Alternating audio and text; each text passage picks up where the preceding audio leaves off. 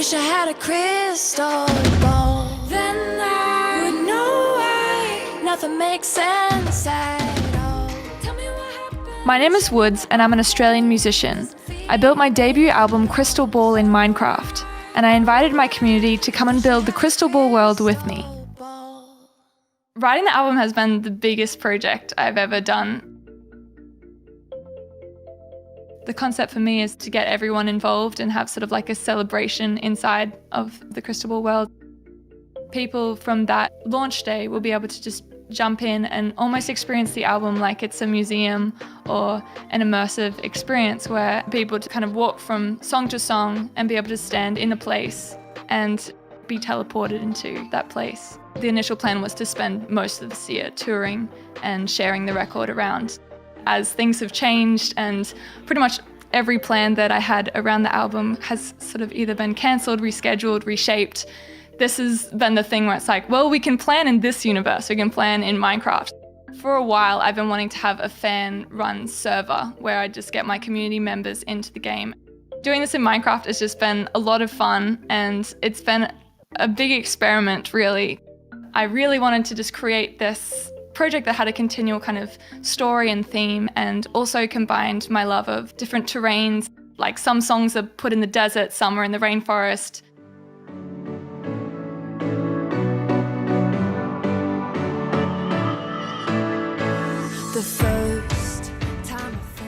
When I write, I always think of a visual accompaniment. It'll be thinking of putting myself in like my friend's backyard where we had that conversation, or putting myself in a really vast open space. Towards the end of the album process, I had my list of songs that I was sure that these ones were going to make it.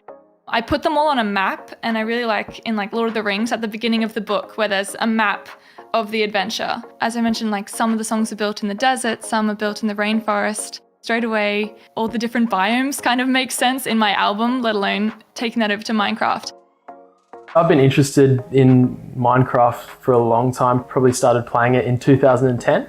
After building the music festival project, Woods reached out to me.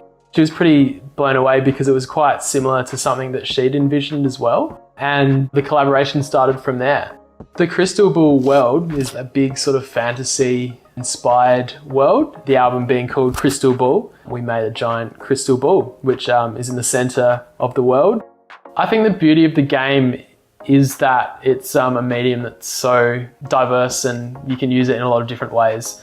It was very exciting to hear the album and then be able to sort of conceptualise how the songs would translate into Minecraft. So we've basically broken it down into each song, and then each song has a specific location that we're completing a build for it.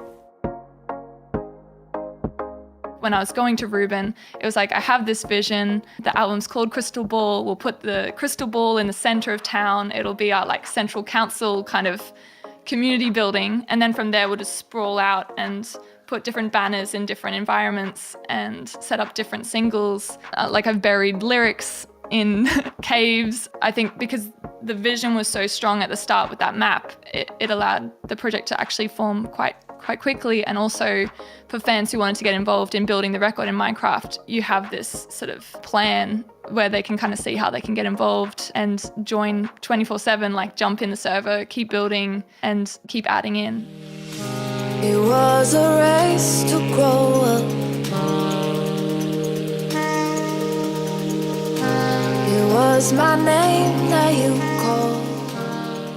I actually grew up in North Queensland at the very top of Australia in a place called Townsville. I definitely had a childhood that was filled with spending a lot of time up in the rainforest. It was just kind of me and my dog out there exploring a lot. I think a lot of the tracks on the album relate back to childhood and sort of how we all kind of race to grow up. You kind of look back on childhood with great nostalgia. Those themes just carried through, and putting them in a game like Minecraft is so full of joy.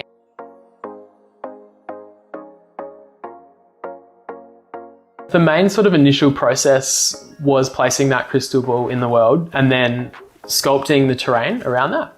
So we created some pretty defined mountains and different areas that were sort of clean slates for potential projects. And then from there, we sort of encourage the community to go out and explore and, provide us with feedback and ideas as to how we could develop it further and what we could build.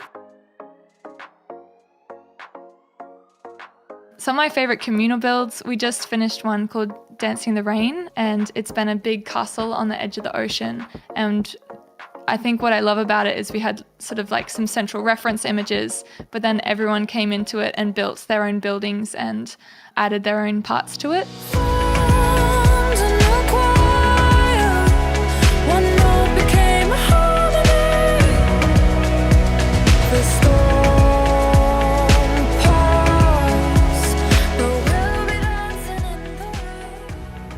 I think as I continue to put out new music and try and create different immersive places, I'm really excited looking towards the future that we're going to see more of this kind of thing, more of these kind of collaborations. And I would definitely implore anyone who's into Minecraft, makes music, do these kind of things, because it's just a lot of fun.